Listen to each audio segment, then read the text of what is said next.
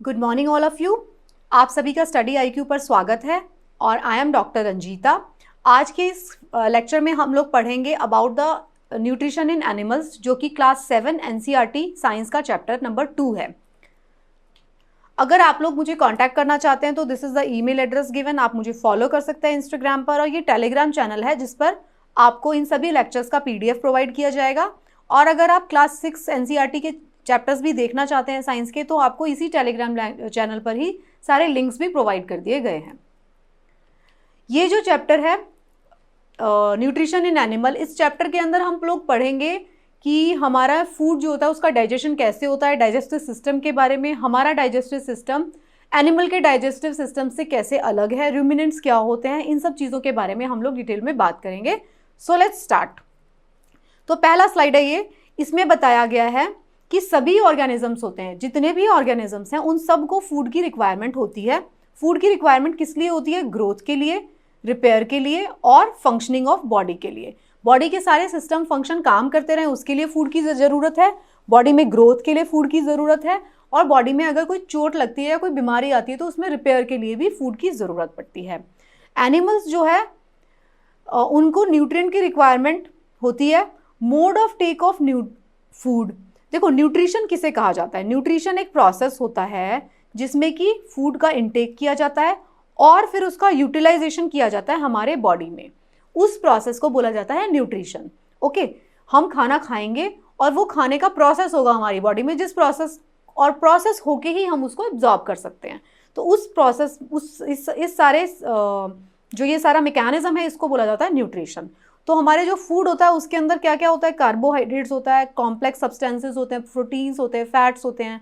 अगर आप इन सब चीज़ों के बारे में डिटेल में पढ़ना चाहते हैं तो क्लास 6 के चैप्टर कंपोनेंट्स ऑफ फूड जो है उसके अंदर मैंने बहुत डिटेल में बताया है कि फूड के अंदर कौन कौन से सब्सटेंस होते हैं, फूड जो है किस किस सब्सटेंस की डेफिशिएंसी से कौन कौन सी डिजीजेज हो सकती हैं। ये सारी चीज़ें मैंने उस चैप्टर में बहुत डिटेल में समझाई हैं, आप देख सकते हैं। तो अब हम बात करते हैं कि जो हमारी बॉडी है वो कॉम्प्लेक्स सब्सटेंस को एब्जॉर्ब नहीं करती है।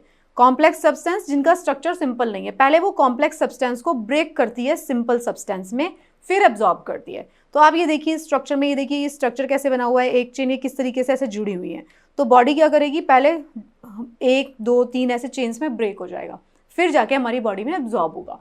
तो कभी भी कॉम्प्लेक्स सब्सटेंस को हमारी बॉडी एब्जॉर्ब नहीं कर पाती है, उसको पहले ब्रेक करती है सिंपल सब्सटेंसेज में, then only it can absorb. Fine. तो ये जो प्रोसेस है, जो कॉम्प्लेक्स जो कंपोनेंट्स है जो सिंपल सब्सटेंस में ब्रेक होते हैं, उसको क्या कहा जाता है? इस प्रोसेस को बोलते हैं डाइजेशन, मतलब खाने को पचाना। खाने को पचाने का क्या मतलब है? खाने को पचाने का मतलब होता है जो कॉम्प्लेक्स चीज हमने खाई है उसको हमारी बॉडी के एंजाइम, एसिड्स उसके ऊपर काम करते हैं और उसको सिंपल सब्सटेंस में तोड़ देते हैं ताकि वो हमारे खून के अंदर एब्जॉर्ब हो जाए। फाइन। तो 2 मेथड्स होते हैं डाइजेशन के, एक तो फिजिकल मेथड होता है, दूसरा केमिकल मेथड होता है। तो फिजिकल मेथड में क्या होता है? फिजिकल मेथड में च्यूइंग, जो हम खाना चबाते हैं, grinding of food in mouth, मतलब मुंह में खाना खाया आपने तो क्या करते हैं आप उसको च्यू करना स्टार्ट कर देते हैं। च्यू करने से क्या होता है? खाने की ग्राइंडिंग शुरू हो जाती है, खाना पिस जाता है, बिल्कुल पीस पीस के हमारी बॉडी उसको ग्राइंड कर करके क्या बना देती है? छोटे छोटे सब्सटेंस में तोड़ देती है ताकि हमारी बॉडी उसको अच्छे से एब्जॉर्ब कर पाए। फाइन। दूसरा मेथड क्या होता है? Chemical method. तो केमिकल मेथड में क्या होता है? केमिकल मेथड में हमारी बॉडी डाइजेस्टिव जूसेस को रिलीज करती है। तो डाइजेस्टिव जूसेस जो रिलीज होते हैं वो हमारे बॉडी के अंदर खुद से थे। ऐसा नहीं होता कि हमको खाना खाया और कोई डाइजेस्टिव जूस का बॉटल लेकर आया, आपने उसको पी लिया तभी खाना एब्जॉर्ब होगा। नो, हमारी बॉडी के अंदर ये सारे के सारे डाइजेस्टिव जूसेस पहले से मौजूद हैं। जो कुछ भी हम खाना खाते हैं पहले हम उसको चबाते हैं और फिर बॉडी के डाइजेस्टिव जूसेस भी उसके ऊपर काम करते हैं, तब जाके खाना एब्जॉर्ब होता है। तो ये सारा प्रोसेस कैसे होता है इसके बारे में देखेंगे। तो पहले बात करते हैं different ways of taking food. तो डिफरेंट एनिमल्स जो है डिफरेंट मोड ऑफ न्यूट्रिशन को फॉलो करता है। क्या करते हैं? कुछ एनिमल अपने फिल्टर करते हैं खाने को and they just feed upon them, while some others swallow the animals they prey upon। swollen नहीं आएगा, swallow आएगा, ये स्पेलिंग मिस्टेक है, swallow। ठीक है, ये swallow करेंगे जिसके ऊपर वो खाना खाते हैं। Some of the nutrients in different animals depends upon the special structure और organ for taking food inside the body. देखिए अलग अलग तरीके के एनिमल्स अलग अलग तरीके से खाना खाते हैं। कुछ क्या करते हैं, अपना खाना देखा और उसको सॉर्ट आउट करके खा लिया। कुछ एनिमल्स क्या करते हैं, दूसरे एनिमल को खाते हैं। कुछ कैसे करते हैं, कुछ अलग तरीके के बैक्टीरिया हो सकते हैं, फंगस हो सकती है, वो अलग तरीके से खाते हैं, है ना। तो उन सब के बारे में हम बात करेंगे। तो ये आप देखिए इस चार्ट में बताया गया है आपको, जैसे अलग अलग एनिमल्स है, उनका काइंड ऑफ फूड क्या है, मोड ऑफ फीडिंग क्या है इनका। जैसे स्नेल है, स्नेल होती है वो क्या खाती है, स्नेल को आपने देखा होगा ना, बारिशों में आपने ऐसे देखा होगा, एक स्ट्रक्चर ऐसे उसके ऊपर शेल होता है ना, ये आपने देखा होगा। स्नेल क्या करती है, वो एल्गे को खाती है। एल्गी क्या होती थी, एल्गी हमने देखा पहले वाले चैप्टर में पढ़ा था। एल्गी क्या है, ग्रीन कलर के क्लोरोफिल कंटेनिंग सब ऑर्गेनिजम्स हैं, बहुत ही, जो कहाँ पे, रुके हुए पानी के अंदर आपको दिखाई देते हैं। तो ये क्या करती है, स्नेल एल्गे को खाती है। कैसे खाती है, स्क्रैपिंग फ्रॉम द रॉक्स, जो चट्टाने हैं उसके ऊपर वो जाएगी और उसको चट्टानों में से निकाल लेती है, उसको इस तरीके से खाती है। फिर एंट्स की बारी आती है, चींटी, वो क्या करती है, प्लांट मटेरियल और अदर एनिमल उसको खाती है। कैसे, उसको बाइट करके च्यू करके खा लेती है। ईगल की बारी आई तो ईगल क्या करता है, फ्लैश ऑफ द प्रे, जो भी उसको खाना है, जो भी उसका खाना है, चूहा हो गया, स्नेक हो गया, उसको बाइट च्यू करके खा लेता है। हमिंग बर्ड क्या करता है, वो फ्लावर्स का नेक्टर खाता है, फूलों के अंदर जाता है हमिंग बर्ड, जैसे कि मधुमक्खी जाती है, उसके अंदर से क्या करता है, सकिंग करता है। लाइस, जो सर के अंदर लाइसेस होती हैं या एनिमल्स के बीच में जो लाइस रहती है, जो खून पी लेती है, वो क्या करती है, ब्लड फ्रॉम द स्किन, वो सक कर लेती है उसको। मॉस्किटो क्या करता है, ऑन द अदर हैंड, वो भी ब्लड ऑफ द एनिमल को सक करता है, सक करके। बटरफ्लाई भी क्या कर रही है, नेक्टर है उसको सिम्फनिंग कर रही है। हाउस फ्लाई, तो ये सारे के सारे अलग अलग मेथड है। कुछ लोग सीधा बाइट करके सीधा खा लेते हैं, कुछ लोग उसको सक कर रहे हैं, कुछ लोग क्या कर रहे हैं, स्क्रैप कर रहे हैं। तो ये अलग अलग तरीके से लोग जो है अलग अलग ऑर्गेनिजम्स खाना खाते हैं, आप ये देख सकते हैं। अगर फिर हम स्टार फिश की बात करते हैं, स्टार फिश क्या करती है, स्टार फिश फीड्स क्या करती है, हार्ड शेल जो होता है, जिसको जो कैल्शियम से बना होता है, animals covered by starfish feeds on the animals. देखो आपने, स्टारफिश कहाँ रहती है, ओशन के बीच में रहती है ना ये। तो ऐसे एनिमल्स जिसके ऊपर थिक कवर होता है, देखो जो समुद्र में रहते हैं ना, उसको प्रोटेक्शन देता है, भगवान ने बना के भेजा है। हार्ड शेल्स होते हैं उनके, जो छोटे छोटे से ऑर्गेनिजम्स होते हैं जो ओशन में रहते हैं, उनके ऊपर हार्ड शेल्स होती है। तो शेलफिश क्या करती है, उनकी हार्ड शेल जो होती है उसी को गला देती है। After opening the shell, the starfish pops out its stomach through its mouth to eat the soft animal inside the shell. वो क्या करती है, शेल में से एनिमल को निकालेगी और उसको खा लेती है। The stomach then goes back into the body, the food is then slowly digested. जो स्टारफिश होती है उसका स्टमक जो होता है स्टारफिश के इधर से बाहर आता है, वो जो होता है ये वाला हार्ड जो शेल है उसके अंदर से उसको निकाल के खा लेता है, हार्ड शेल को हटा के, और फिर वापस स्टमक इसकी बॉडी के अंदर चला जाता है। तो ये स्टारफिश का स्पेशल मैकेनिज्म है, ये हमने इंक्लूड किया क्योंकि एनसीईआरटी में दिया हुआ था। ओके, फिर अब बात होती है सबसे इंपॉर्टेंट जो एस्पेक्ट है इस चैप्टर की। देखिए ये chapter again it's a very very important chapter. Okay, इस चैप्टर से बहुत सारे सवाल आते हैं, बहुत सारे, मतलब अगर क्लास 7 का मैं कोई इंपॉर्टेंट चैप्टर बोलती हूँ साइंस में से, तो this is the very important chapter. Okay, तो इसको ध्यान से देखते रहिए आप। तो क्या बात है, अब हम पढ़ रहे हैं डाइजेशन इन ह्यूमन। अब हमारे अंदर कैसे डाइजेशन होता है, ह्यूमन बींग्स के अंदर कैसे डाइजेशन होता है, अब हम उसके बारे में बात करेंगे। तो क्या होता है, फूड जो है वो पास करता है कॉन्टिन्यूस, एक कनाल है हमारे बॉडी के अंदर, और डाइजेस्ट होता है ईच कंपार्टमेंट में। तो एलिमेंट्री कैनाल उसको बोला जाता है, डाइजेस्टिव कैनाल। तो इसका मैं सबसे पहले पढ़ने से पहले हम ये देखते हैं डायग्राम।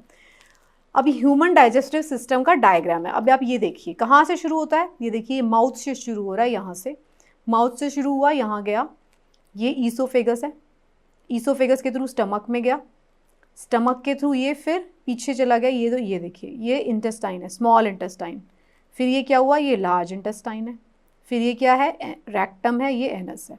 ओके, यहाँ से हमने फूड खाया, ईसोफेगस के थ्रू स्टमक में गया, डाइजेशन शुरू हो गया, डाइजेशन यहीं से शुरू हो जाता है, यहाँ से शुरू हो गया डाइजेशन, फिर स्मॉल इंटेस्टाइन में आया, ये देखिए, फिर और एब्जॉर्प्शन के लिए लार्ज इंटेस्टाइन में गया, फिर जो भी वेस्ट प्रोडक्ट है यहाँ पे रेक्टम में के थ्रू, एनस के थ्रू यहाँ से एक्सक्रीट आउट हो गया।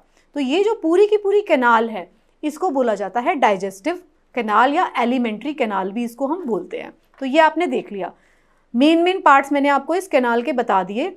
ये क्या थे, इधर पूरा खाना ऐसे घूमता है, देखिए मुंह से शुरू हुआ, ईसोफेगस के थ्रू स्टमक के अंदर गया, फिर इंटेस्टाइन में आया, स्मॉल वाली इंटेस्टाइन में, फिर लार्ज इंटेस्टाइन में, देन एनएस के थ्रू बाहर। अब इसमें क्या हो रहा है, लीवर, पैनक्रियाज, ये सब क्या कर रहे हैं, गॉल ब्लेडर, ये जुड़े हुए हैं कहीं ना कहीं पे। कोई स्टमक के अंदर ओपन हो रहा है, कोई इंटेस्टाइन के अंदर ओपन हो रहा है, वो क्या कर रहे हैं, कहीं कहीं पे इनकी ओपनिंग्स है। क्या कर रहे हैं, ये डाइजेस्टिव जूसेस प्रोवाइड कर रहे हैं। फाइन। तो अब हम क्या पढ़ रहे थे, डाइजेशन इन ह्यूमंस के बारे में पढ़ रहे थे। तो हमने देख लिया एलिमेंट्री कैनाल का पूरा डायग्राम हमने देख लिया, उसके अंदर कौन कौन से ऑर्गन्स आते हैं। तो क्या है alimentary canal, it is the tract और canal running from mouth to anus of the human beings where digestion and absorption of the food take place। Mouth से हमने खाना खाया, स्टमक में जाते जाते वो डाइजेस्ट होना शुरू हो गया, इंटेस्टाइन में फर्दर डाइजेस्ट होकर एब्जॉर्ब होना शुरू हो गया, स्मॉल इंटेस्टाइन, लार्ज इंटेस्टाइन में पूरा एब्जॉर्ब हो गया और एनस के थ्रू बाहर आके एक्सक्रीशन हो गया उसका। तो alimentary canal can be divided into various compartment. क्या क्या, बक्कल कैविटी से स्टार्ट होता है, बक्कल कैविटी मतलब ओरल कैविटी, फूड पाइप जिसको ईसोफेगस बोला जाता है, stomach, small intestine, large intestine ending in rectum and anus.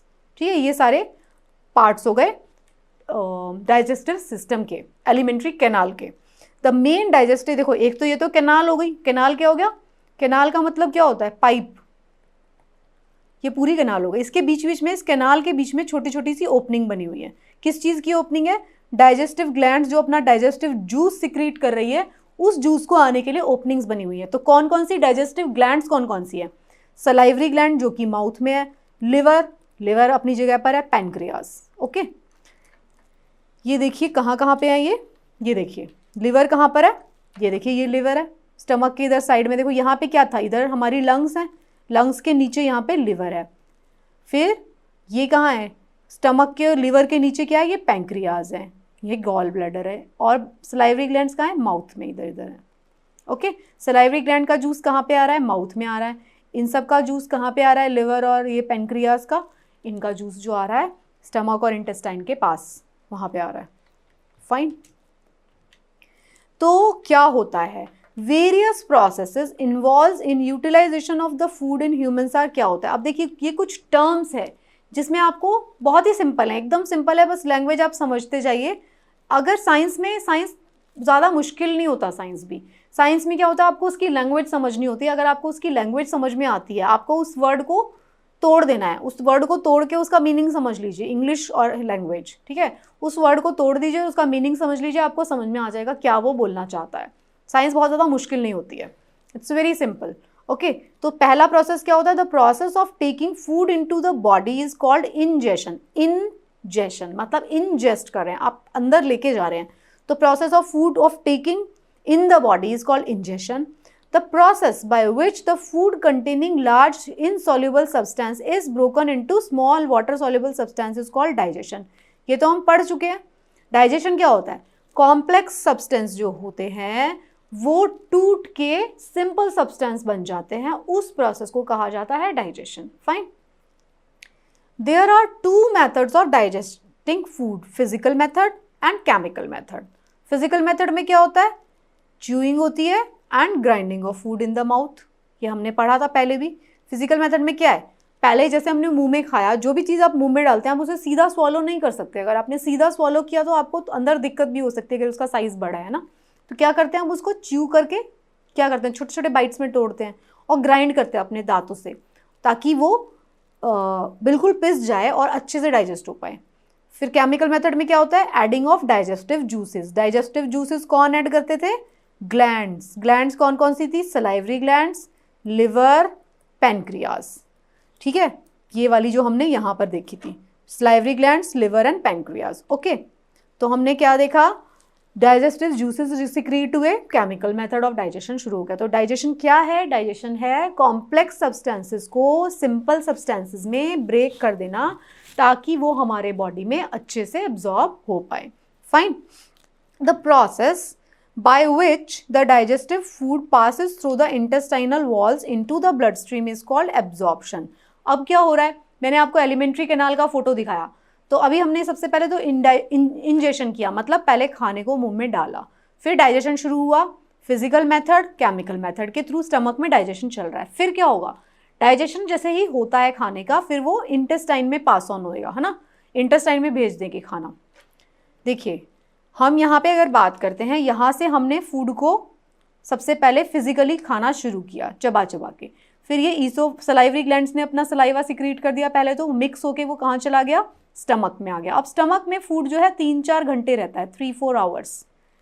यहाँ पे क्या होता है, स्टमक के अंदर जूसेस रिलीज होते हैं, एसिड होता है स्टमक के अंदर, यहाँ पे डाइजेशन चल रहा है, केमिकल डाइजेशन, ओके, यहाँ पे डाइजेशन चल रहा है। फिर क्या होगा, यहाँ पे जब डाइजेस्ट हो जाएगा, होना शुरू हो जाएगा फूड, तो यहाँ पे आएगा इंटेस्टाइन में, इंटेस्टाइन में फिर ये एब्जॉर्ब होना शुरू होगा, स्मॉल इंटेस्टाइन में, लार्ज इंटेस्टाइन में, ओके। इसमें क्या होगा, हम क्या बात कर रहे थे, एब्जॉर्प्शन। तो क्या होता है, process by which digested food passes through the intestinal wall, मतलब इंटेस्टाइन में आ गया खाना अब, और इंटेस्टाइन की वॉल्स से क्या होगा, वो एब्जॉर्ब होगा किसमें, खून में। इंटेस्टाइन से कहाँ, इंटेस्टाइन्स तो क्या है, ये सारे मुंह से लेके नीचे रेक्टम तक क्या है, हमारा एक पाइप है जिसके अंदर खाना जा रहा है। यहाँ तो खाना खा रहे हैं, डाइजेस्ट हो रहा है, एब्जॉर्ब कहाँ पे हो रहा है, एब्जॉर्ब हो रहा है इंटेस्टाइन के जो वॉल्स हैं उसके साथ साथ हमारी ब्लड वेसल्स जा रही हैं, उसके थ्रू एब्जॉर्ब हो रहा है। देखिए इस मेथड को अगर आप समझ गए तो आपको बहुत मज़ा आएगा। ये देखिए आप इस डायग्राम को आप देखिए, ये इंटेस्टाइन है, ठीक है, इस पाइप को काट लिया हमने।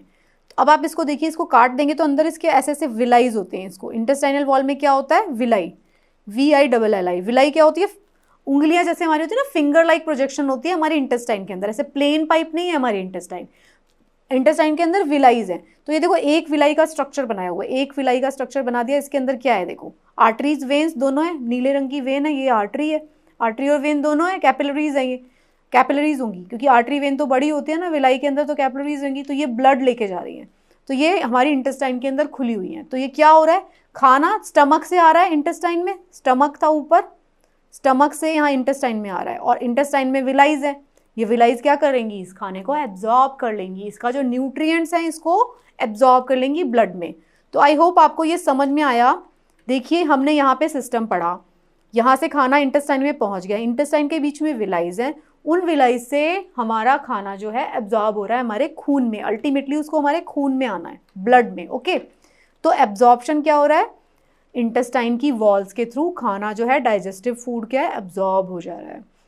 The process by which the absorbed food is taken in the body cells and used for energy, growth and repair is called assimilation. पहले क्या होगा, इंजेशन, फिर क्या होगा, डाइजेशन, इंजेशन, फिर डाइजेशन, फिर एब्जॉर्प्शन, फिर एसिमिलेशन। अब जो हमने एब्जॉर्ब कर लिया उसको अब हम देखेंगे कि अब हम उसे एसिमिलेट करेगी बॉडी, कि भाई अब इसको किस किस चीज़ के लिए क्या क्या एब्जॉर्ब कर लिया। हो सकता है बहुत सारा ग्लूकोज एब्जॉर्ब कर लिया, हो सकता है बहुत सारा फैट एब्जॉर्ब कर लिया, प्रोटीन एब्जॉर्ब ही नहीं किया। अगर प्रोटीन एब्जॉर्ब किया तो क्या करेगी, रिपेयर में, ग्रोथ में लगा देगी। बहुत ज़्यादा फैट, बहुत ज़्यादा ग्लूकोज एब्जॉर्ब कर लिया, उतना ज़रूरत ही नहीं है। मान लीजिए एक इंसान ऐसा है, बैठा हुआ है, कोई काम नहीं कर रहा, उसकी बॉडी ने बहुत सारा ग्लूकोज एब्जॉर्ब कर लिया, तो बॉडी क्या करेगी, एसिमिलेशन करते टाइम क्या करेगी, उस ग्लूकोज को जाके डिपॉजिट कर देगी, इधर उधर मोटा बना देगी उस इंसान को, फाइन। अगर वो इंसान बहुत ज़्यादा काम कर रहा है, दौड़ रहा है, कुछ कर रहा है, तो ग्लूकोज सप्लाई कर देगी मसल्स में, जाओ ग्लूकोज पूरा यूज़ हो जाएगा। तो एसिमिलेशन का ये काम होता है, वो जो फूड हमने एब्जॉर्ब किया उसका फर्दर ये किया जाता है कि भाई अब इस फूड का क्या होने जा रहा है, ये फूड किस तरीके से यूटिलाइज होने जा रहा है, okay. That process is called assimilation. ये मैंने आपको दिखा दिया था, ये विलाइज होती थी इंटेस्टाइन में, इसके थ्रू क्या हो रहा है, एब्जॉर्प्शन हो रहा है, क्योंकि इसके अंदर ब्लड वेसल्स हैं, तो सीधा ब्लड में चला जाता है हमारा डाइजेस्टेड फूड। तो जो प्रोसेस है, अभी तक हमने 4 देख लिए प्रोसेस, क्या क्या, ingestion, digestion, ingestion, digestion, absorption, assimilation. उसके बाद हम क्या देख रहे हैं, इजेशन। इजेशन क्या है, उसके बाद हम क्या देख रहे हैं, इजेशन। 5th क्या होता है, the process by which the undigested food is removed from the body. अब जितना हमने खाना खाया, ज़रूरी नहीं है कि वो सारा का सारा बॉडी ने डाइजेस्ट कर लिया हो। ज़रूरी क्यों नहीं है, क्योंकि हमारे बॉडी के अंदर कोई डिसऑर्डर्स भी हो सकते हैं, और ज़रूरी नहीं है कि उस खाने के अंदर सारी की सारी अच्छी चीज़ें थी जो हमारी बॉडी एब्जॉर्ब करे। हो सकता है उसके अंदर कुछ ख़राब चीज़ें थी जो बॉडी को पसंद नहीं है, तो जो अनडाइजेस्टेड फूड है वो हमारी बॉडी से निकल जाएगा, ओके, रिमूव हो जाएगा, उसको कहेंगे इजेशन। इजेशन, एग्जिट, एग्जिट हो गया है ना, जो भी हमने इंजेस्ट किया था उसको एग्जिट कर रहे हैं, इजेशन हो रहा है। तो carbohydrate, fats, proteins are large insoluble substances which cannot pass through the walls of our intestine and get absorbed in that form। तो पहली बात तो इससे पहले ये समझने से पहले हम पहले समराइज कर लेते हैं। हमने 5 प्रोसेस पढ़े। इंजेशन किया, पहले खाने को इंजेस्ट किया, फिर हमने खाने को डाइजेस्ट किया, फिर 3rd नंबर पे एब्जॉर्ब किया खाने को, 4th नंबर पे उसको एसिमिलेट किया कि अब इसका क्या करना है, 5th नंबर पे हमने क्या किया, इजेशन कर दिया, जो फालतू का था उसको सबको बाहर निकाल के फेंक दिया। अब बात होती है क्या हमारी बॉडी जिस फॉर्म में हम खाना खाते हैं उसी फॉर्म में एब्जॉर्ब कर लेती है? तो हमने फर्स्ट पेज पे ही पढ़ा था, नहीं, वो उसको ब्रेक करेगी। तो जो हमारी बॉडी है, जो हम खाते हैं खाना, प्रोटीन्स, फैट्स, कार्बोहाइड्रेट, उसी फॉर्म में नहीं एब्जॉर्ब होते, पहले वो छोटे छोटे फॉर्म्स में टूट जाएंगे। तो उनको क्या कहा जाता है? क्योंकि ये एब्जॉर्ब नहीं होते हमारी बॉडी में। Therefore, the substance are broken down into small water soluble substances। खाने के थ्रू के अंदर मिले हुए हैं तो वो पहले वाटर सॉल्युबल सब्सटेंसेस के बीच में ब्रेक करेंगे। इस प्रोसेस को डाइजेशन बोलेंगे। तो डाइजेशन में क्या होगा? प्रोटीन, फैट्स, कार्बोहाइड्रेट, वो सब सिंपल सब्सटेंसेस में ब्रेक डाउन हो जाते हैं। तो कार्बोहाइड्रेट किस में ब्रेक डाउन होता है? ग्लूकोज में, सिंपल, जो सबसे सिंपल ग्लूकोज होगा। Carbohydrate gets broken down into simple sugar, जिसको क्या बोलेंगे? ग्लूकोज। फैट्स किस में हो जाएंगे? Fatty acids and glycerol. ये देखिए, ये फैटी एसिड एंड ग्लिसरॉल, ये आपको देखो, ये चीज़ें आपको पता होनी चाहिए। कार्बोहाइड्रेट सिंपल फॉर्म क्या है? ग्लूकोज है। फैट्स की सिंपल फॉर्म क्या है? Fatty acid and glycerol. जब भी फैट ब्रेक डाउन होगा, फैट का मॉलिक्यूल ब्रेक डाउन होगा तो क्या होगा? फैटी एसिड बनेगा प्लस ग्लिसरॉल बनेगा। ठीक है, केमिस्ट्री का टर्म है but you should remember this thing. Proteins किस में ब्रेक डाउन होता है? अमाइनो एसिड्स में। तो ग्लूकोज में, फैटी एसिड प्लस ग्लिसरॉल में, एंड प्रोटीन ब्रेक डाउन होता है अमाइनो एसिड्स में। This you have to remember, this could be asked in exam. आपके एग्जाम में सवाल हो सकता है और होता भी है, you know. The simpler compounds are easily absorb by the walls of intestine into the blood. जो इंटेस्टाइन के अंदर मैंने दिखाया था आपको, विलाई बनी हुई थी, फिंगर लाइक प्रोजेक्शंस, वो क्या करती हैं? ग्लूकोज को, अमाइनो एसिड्स को और फैटी एसिड एंड ग्लिसरॉल्स को एब्जॉर्ब कर सकती हैं। सीधा का सीधा फैट को नहीं एब्जॉर्ब करेंगी कि आपने घी खाया उसको एब्जॉर्ब कर लेंगी, नो, उसको पहले ब्रेक किया जाएगा। ओके, ये सब हम क्या पढ़ रहे हैं? ये सब हम पढ़ रहे हैं डाइजेशन के बारे में। तो डाइजेशन में अभी तक हमने 5 प्रोसेस पढ़े हैं और क्या देखा? हमने देखा कि ग्लूकोज जो है सिंपल फॉर्म है, फैटी एसिड और ग्लिसरॉल भी सिंपल फॉर्म है, अमाइनो एसिड भी सिंपल फॉर्म है प्रोटीन की।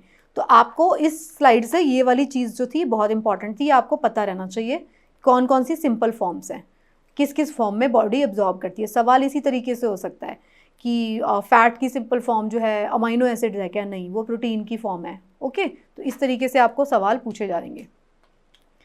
तो नेक्स्ट अब हम ह्यूमन डाइजेस्टिव सिस्टम के एक एक पार्ट के बारे में डिटेल में अब डिस्कस हम करेंगे। ओके, अभी तक तो हमने पूरा ओवरऑल देखा, मुंह से शुरू हुआ, बक्कल कैविटी, ईसोफेगस, स्टमक, नीचे और इंटेस्टाइन्स आई, फिर एग्जिट हो गया। अब हम देखेंगे एक एक सिस्टम के बारे में पढ़ेंगे।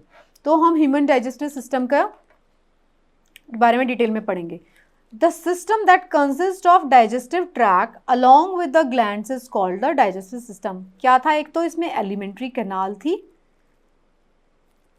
प्लस क्या था? ग्लैंड्स थी। ग्लैंड्स कितनी थी?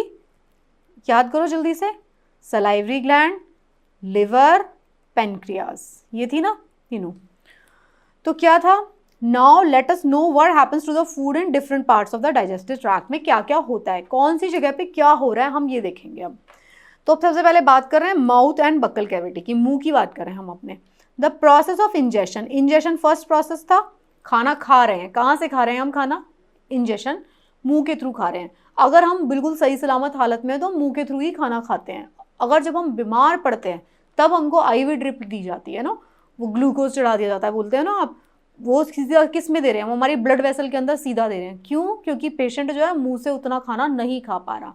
तो जो हमारा normal process of food taking intake है वो थ्रू माउथ होता है, बट अगर कोई बीमार पेशेंट है तो हमें सीधा का सीधा उसके ब्लड वेसल्स के अंदर भी खाना देना पड़ता है, उस फॉर्म में, सिंपल फॉर्म में, जैसे कि ग्लूकोज के फॉर्म में और other amino acid, glucose, other nutrient उसी के अंदर मिक्स करके हमें देने पड़ते हैं। फाइन।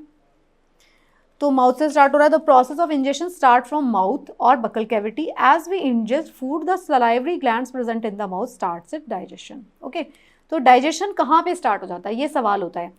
तो डाइजेशन ऐसा नहीं है कि स्टमक के अंदर, पेट के अंदर जाके डाइजेशन स्टार्ट होता है, मुंह के अंदर ही डाइजेशन स्टार्ट हो जाता है। कैसे? क्योंकि मुंह के अंदर क्या है? सलाइवा। सलाइवा कहाँ से आ रहा है?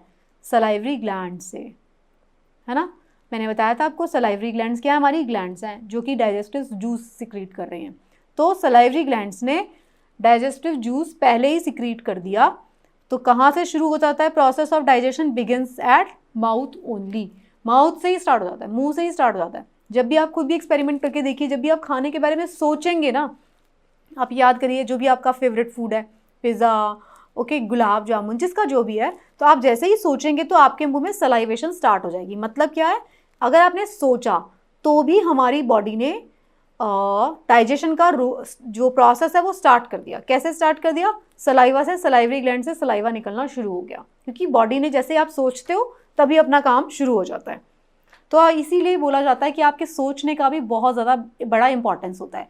अगर आपको एग्जाम क्लियर करना है तो ज़रूरी नहीं है कि आपको स्टार्ट करने से पहले आपको सोचना पड़ता है उसके बारे में। तो अगर आपने सोचा भी ना, तो समझ लीजिए आपका बॉडी, आपका दिमाग है वो काम करना शुरू कर देगा उस डायरेक्शन में, इसीलिए बोलते हैं। तो क्या हो रहा है? मुंह के अंदर क्या है? सलाइवरी ग्लैंड्स ने सलाइवा सिक्रीट कर दिया। सेकंड क्या है? टीथ प्रेजेंट है मुंह के अंदर, बकल कैविटी में, that cut the food into small pieces. दांतों का क्या रोल है? वो हमारे खाने के जो बड़े बड़े बाइट्स हम खा लेते हैं उसको छोटा छोटा कट करता है, और च्यू करके क्या करता है? हम उसको बिल्कुल ग्राइंड कर देते हैं, च्यूइंग एंड ग्राइंडिंग कर देते हैं, बिल्कुल उसको पीस देते हैं। इसीलिए बोला जाता है कि खाने को अच्छे से चबा चबा के खाना चाहिए, ताकि अच्छे से उसके टुकड़े टुकड़े हो जाएं। टुकड़े टुकड़े तो होंगे ही, साथ में क्या होगा? सलाइवा उस खाने में मिक्स हो जाएगा। सलाइवा को मिक्स करना क्यों ज़रूरी है? क्योंकि सलाइवा के अंदर एंजाइम्स होते हैं जो कि डाइजेशन में हेल्प करते हैं। अगर आपने अपना खाना अच्छे से चबा चबा के खाया तो वो इजीली डाइजेस्ट हो जाएगा। अगर आपने बहुत जल्दीबाजी में खाया, ढंग से चबाया नहीं खाने को, तो वो अच्छे से डाइजेस्ट नहीं होगा, वो वेस्ट हो जाएगा आपके बॉडी के अंदर। जो उसके न्यूट्रिएंट्स आपको मिलने चाहिए वो सब नहीं मिल पाएंगे। तो इसलिए थोड़ा खाना खाना चाहिए, लेकिन उसे च्यू कर करके खाना चाहिए, ताकि जितना आप खाना खा रहे हो उसमें जितने न्यूट्रिएंट्स है वो आपकी बॉडी एब्जॉर्ब कर पाए। तो सलाइवरी ग्लैंड्स क्या सिक्रीट करती हैं? सलाइवरी ग्लैंड्स सिक्रीट करती हैं लिक्विड, क्या बोलते हैं उसको? हो saliva. So this saliva contains digestive enzyme which helps in partial digestion of food. तो ये फूड का थोड़ा थोड़ा डाइजेशन वहीं से शुरू कर देती है। फिर आती है हमारे मुंह के अंदर क्या है? दांत थे, एक तो टीथ थे, फिर क्या था? टंग थी। हमारी टंग जो है that helps in mixing saliva with food, वो मिक्स करती है सलाइवा में फूड को। This partially digested food is swallowed, फिर हम उस फूड को गटक लेते हैं एंड पास डाउन टू, फिर क्या आता है? मुंह के बाद क्या शुरू होता था? ईसोफेगस। ईसोफेगस जिसको फूड पाइप भी कहा जाता है। तो मुंह में हमने खाना डाला, हमारी टंग की थ्रू और हमारे दांतों के थ्रू हमने उसको च्यू किया, सलाइवा को मिक्स किया और उसको स्वॉलो कर लिया। जैसे ही स्वॉलो होगा तो ईसोफेगस के थ्रू खाना आगे जाएगा, ईसोफेगस में आ जाएगा फिर खाना, जिसको फूड पाइप कहते हैं। अच्छा, उससे पहले आप ये देख लीजिए, डायग्राम है ओरल कैविटी का। ये देखिए, दांत है, पैलेट है, इसको पैलेट बोलते हैं, टॉन्सिल्स हैं। जैसे आप अपना मुंह खोल के देखेंगे तो आप ये देख सकते हैं, अपने अपने मिरर में अपना बड़ा सा मुंह खोल के देख लीजिए, आपको यहाँ पे इधर इधर रेड रेड कलर की लाइट दिखेंगे, ये टॉन्सिल्स होते हैं। तो लोअर लिप है, टंग है, ये सब कुछ पता है आपको। ओके, ये इसमें टॉन्सिल्स आपको शायद नहीं पता होंगे, ये देख लिया आपने। अब क्या बात हो रही है? टीथ की। मुंह के अंदर क्या था? टीथ है प्रेजेंट। तो टीथ का काम क्या होता है? तो फूड इज कट, छोटे छोटे टुकड़ों में काट देना होता है। टीथ क्या करते हैं? मैकेनिकली ब्रेक करते हैं फूड को छोटे छोटे पीसेस में। तो टीथ जो होते हैं, आप ये देखेंगे, जब आप अपना मुंह खोल के देखेंगे तो आप देखेंगे कि टीथ की आपके हर एक दांत की अलग अलग शेप है। ओके, तो ईच टूथ इज, एक तो एक दांत जो हमको ऊपर दिखाई देता है, मान लीजिए ये वाला दांत है, तो उसके नीचे ये रूट भी है। आपको तो सिर्फ ये वाला पोर्शन दिखाई देता है, ये हड्डी के अंदर होता है, तो वो रूटेड होता है inside the socket in the gums. तो ये आपको पता है, आपका दांत जो है इनसाइड हड्डी में गया हुआ है। ओके, तो हर एक दांत की शेप अलग अलग है। तो जो ये दांत की शेप अलग अलग होती है, उस अलग अलग शेप का जो है तो जो अलग अलग शेप है हमारे दांतों की, उस अलग अलग शेप का अलग अलग इंपॉर्टेंस है। हर एक शेप की अपनी अहमियत है। तो इंसाइजर्स होते हैं। इंसाइजर्स किसको कहते हैं? जो हमारे सामने वाले दांत हैं उनको इंसाइजर्स कहा जाता है। पहले एक बार हम उसकी शेप ही देख लेते हैं। ये देखिए, ये वाले जो दांत हैं ये 1 2 3 4 ये जो 4 दांत है इसको इंसाइजर्स बोला जाता है। ओके, ये इंसाइजर्स हैं, ऊपर वाले भी और ये नीचे वाले भी, तो ये सब इंसाइजर्स, देखो लिखा भी हुआ है इंसाइजर्स। ओके, फिर क्या है, इसके इंसाइजर के बाद जो ये नेक्स्ट 2 दांत है, एक नेक्स्ट जो दांत है एक दांत ये है कैनाइन, फिर जो नेक्स्ट 2 दांत हैं ये प्रीमोलर्स हैं, और जो ये पीछे वाले 2 या 3 दांत हैं ये सारे के सारे मोलर्स हैं। ओके, इस तरफ तो क्या क्या है, इंसाइजर सामने वाले, फिर कैनाइन, कैनाइन जिसको ड्रैकुला वाला दांत भी बोलते हैं, जो इस शेप का है, ऐसे बना हुआ है ना वी शेप का नुकीला दांत, फिर प्रीमोलर्स हैं छोटे छोटे 2, और फिर मोलर्स हैं, ये ग्राइंडिंग का काम करते हैं। तो ये स्ट्रक्चर है, देखिए premolars, canines, incisors, molars. Incisor सामने वाले, प्रीमोलर्स थोड़े इस शेप के, और फिर ये कैनाइन्स और ये मोलर्स। तो अब हम इसके बात कर रहे थे। तो इंसाइजर्स क्या करते हैं, ये इंसाइजर्स होते हैं 4 हैं, तो ये क्या करते हैं, बाइटिंग और कटिंग, बाइटिंग और कटिंग करते हैं सामने वाले आपके दांत। सामने वाले दांतों से आप चबा तो नहीं सकते, वो सिर्फ क्या कर सकते हो, बाइट करते हो आप उनसे, कट करते हो। कैनाइन्स क्या करते हैं, 2 लार्ज पॉइंटेड टीथ हैं, तो ये क्या करते हैं, पियर्सिंग, टीयरिंग। अगर आपको कोई ऐसा हार्ड खाना है, उसको पियर्स करना है ऐसे और टीयर करना है, उसको फाड़ना है उस खाने को, तो आपके कैनाइन्स काम आते हैं। प्रीमोलर्स क्या करते हैं, फ्लैट सरफेस होती है क्योंकि प्रीमोलर्स की बिहाइंड द कैनाइन्स, तो ये ग्राइंडिंग और च्यूइंग का काम करते हैं, और मोलर्स तो प्रॉपर ग्राइंडिंग और च्यूइंग का काम करते हैं, क्योंकि वो बड़ी बड़ी सरफेस है, फ्लैट सरफेस, तो हमारा जो खाना चबाया जाता है वो मोलर्स और प्रीमोलर्स के द्वारा चबाया जाता है। इंसाइजर्स कट करते हैं, कैनाइन्स उसको टीयर करते हैं। फाइन, शेप से ही आपको दिखाई दे जाएगा, इसमें कोई रॉकेट साइंस नहीं है। ये मैंने आपको स्ट्रक्चर पूरा दिखा दिया, इस स्ट्रक्चर को एक बार और देख लेते हैं। ये तो आपने देख लिए दांत सारे, अब आप ये भी देख लीजिए, जो हमारी ये टंग का जो ये वाला पोर्शन है ना, मुंह खोलेंगे ऐसे एक लटका हुआ मिलेगा आपको, ये क्या है, ये उल्वा है। ओके, उल्वा बोला जाता है इसको। और यहाँ पे मैंने आपको दिखाया था, ये देखिए ये टॉन्सिल्स हैं, ये जो दिखाई दे रहे हैं ना, आप अपना मुंह खोल के देंगे आपको दिखाई देंगे टॉन्सिल। ये सॉफ्ट पैलेट है, पैलेट जो ऊपर वाला पोर्शन है इसको पैलेट बोलते हैं, तो आगे वाला हार्ड है, हार्ड पैलेट बोलते हैं, पीछे वाला सॉफ्ट है, उसको सॉफ्ट पैलेट बोलते हैं। ये जो यहाँ पे लटका दिख रहा है आपको, ये उल्वा होता है, तो ये नाम है। ये इसलिए मैं आपको बता रही हूँ क्योंकि ये एनसीईआरटी में दिए गए नाम हैं। एनसीईआरटी की बुक्स जो हैं वो बहुत इंपॉर्टेंट किताबें हैं, तो एनसीईआरटी में दिया जा रहा है, तो इसलिए आपके एग्जाम में भी आ सकते हैं। मान लीजिए किसी और बॉडी पार्ट्स के साथ मिक्स करके कोई ये वाला बॉडी पार्ट का नाम हो सकता है, जैसे टॉन्सिल, टॉन्सिल तो नहीं देंगे, जैसे उल्वा, उल्वा, लंग्स, लंग्स के साथ में दे देंगे, तो आपको समझ में आ जाएगा कि लंग्स का पार्ट नहीं है उल्वा, उल्वा कहाँ पे, हमारे मुंह के अंदर है। तो इस तरीके का क्वेश्चन आपको हो सकता है एग्जाम में। फिर हम बात करते हैं, टीथ की बात कर रहे थे, तो टीथ 2 तरीके के होते हैं, मिल्क टीथ होते हैं और परमानेंट टीथ होते हैं। मिल्क टीथ क्या होता है, मिल्क टीथ वो टीथ का सेट होता है जो बच्चों में मिलता है, मतलब वो सिर्फ थोड़े टाइम के लिए होता है। उसका पर्पस क्या होता है, सिर्फ छोटे बच्चों में थोड़े टाइम के लिए होता है। उनका जॉ साइज छोटा होता है ना, क्योंकि उनकी हड्डी होती है जो मुंह की वो छोटी होती है, तो इसलिए उनके छोटे दांत होते हैं, वो टूट जाते हैं, उसके बाद परमानेंट दांत आते हैं। तो क्या है देखिए, the set of teeth that grow during infancy, बच्चों के अंदर है, इनको मिल्क टीथ कहते हैं। ये टेम्परेरी होते हैं क्योंकि इनको टूट जाना है, फिर आएंगे परमानेंट दांत। तो these teeth get loosen and fall off at the age of 6 to 8 years की एज में, 10 ईयर्स तक ये सारे के सारे दांत टूट जाते हैं। Okay, when milk teeth fall of a new set of teeth growth in their place, उसको बोला जाता है permanent teeth. The second set of teeth is called permanent teeth because these remain till the old as. देखो 2 ही set आ रहे हैं, एक milk teeth है और एक परमानेंट टीथ है, तो इसलिए जो पहले जो बचपन में दांत टूट गए उसको आपने नहीं बचाया क्योंकि उनको टूटना ही था, लेकिन जो उसके बाद जो दांत आते हैं 6 से 8 साल के बाद जो दांत आते हैं हमारे मुंह के अंदर, वो परमानेंट टीथ है। तो इसलिए जो परमानेंट टीथ आते हैं उसको ज़रूर बचा लेना चाहिए, उसका ख्याल रखना चाहिए, क्योंकि वो जब तक आप जिंदा हो तब तक वो आपके दांत आपके साथ रहेंगे, तो उनका ख्याल रख लो। The second set of teeth is called permanent teeth because these remains till the old age, ये हम जानते हैं। फिर बात होती है कि ठीक है, दांत के बारे में तो हम समझ गए, अभी दांत खराब कैसे होते हैं ये हम सोचते हैं। तो स्वीट्स एंड टूथ, देखिए होता क्या है, जो हमारा दांत है, ये देखिए, ये दांत का स्ट्रक्चर आप देखिए, ये जो दांत है ये देखिए, इसके अंदर ये तो है नर्व्स, ब्लड वेसल्स और नर्व, उसके बाहर होती है डेंटिन, उसके बाहर होती है इनेमल। क्या क्या होती है, देखो enamel, acid wears off the outer surface enamel, और फिर आती है डेंटिन, और फिर आता है पल्प। ओके, अगर मैं इस दांत का स्ट्रक्चर बनाती हूँ तो इसके सबसे अंदर होता है पल्प, फिर बाहर वाली जो लेयर होती है इसको बोलते हैं डेंटिन, और ये जो सबसे बाहर होती है इसको बोलते हैं इनेमल। तो ये हार्ड होती है, जो सफ़ेद सफ़ेद आपको दांत चमकते हुए दिखते हैं अपने, वो इनेमल है। ओके, तो ये स्ट्रक्चर था। तो अब हम बात कर लेते हैं यहाँ पे क्या बोल रहा है। The tooth is covered with white hard outer cover, जिसको इनेमल बोलते हैं, विच बिलो विच इसके अंदर क्या है, डेंटिन है, हम समझ गए। It is similar to bone, जो हमारा ये इनेमल होता है ये बोन की जैसा है। बोन्स क्या करता है, which protects the pulp cavity having nerves and blood vessel. दांत के अंदर नसें हैं, उसको बचाने के लिए दांत इतने हार्ड होते हैं। लेकिन अगर हम ध्यान नहीं रखेंगे अपने दांतों का, तो ये जो इतना हार्ड सरफेस बनाया है इनेमल का, ये भी गल जाता है। ओके, दांत में जिसको केरीज बोलते हैं, कीड़ा लगना बोलते हैं ना, तो ये यही दिखाया गया है। ये देखिए अच्छा खासा दांत है, प्लाक जमना शुरू हो गया। मतलब प्लाक क्या है, अगर ब्रश प्रॉपर से नहीं किया गया तो प्लाक जमना शुरू हो गया।